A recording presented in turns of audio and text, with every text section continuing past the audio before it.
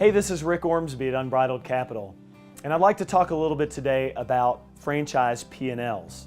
We see thousands of P&Ls across many different industries and brands. A lot of them are in the restaurant space, and I wanted to give you a couple of points and commentary that I've seen over all these years in the business.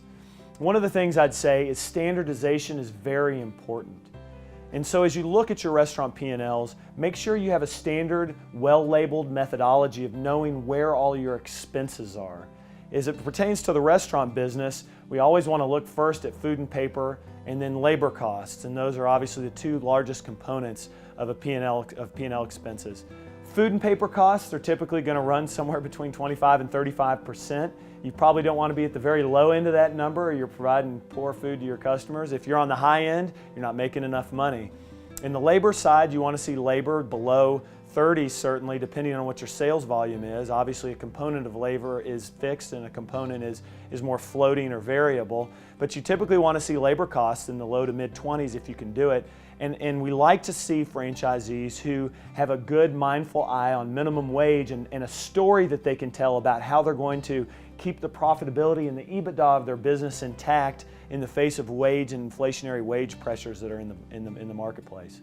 As you move down the P&L, we see things like R&M costs and expenses that are important. I always ask clients, are all of these expenses on the R&M or repair and maintenance line, are they one-time expenses? Did you do some remodeling that was maybe to be capitalized but you brought into the repair and maintenance line on the P&L in the last year? We like to look at credit card fees and, in the case of restaurants, drink rebates. Where are they in the P&Ls? What's the story behind the leases? The lease rates that you're paying, are they subject to change? Or are you jumping up against future bumps in lease percentages? And we need to look at that on a pro forma basis. And finally, I think you want to look at the P&L year to year and look for any major changes in the storyline between those changes. If there are any lines within the P&Ls that are moving, we like to talk with operators who have a perspective on why that is.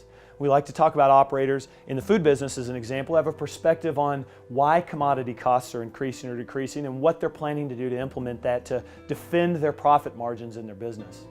If you have any questions about this, P&L analysis and looking at a franchise P&L is probably one of the most critical components of doing our job at Unbridled Capital, and so we offer an expertise to you in any way to help you in your business.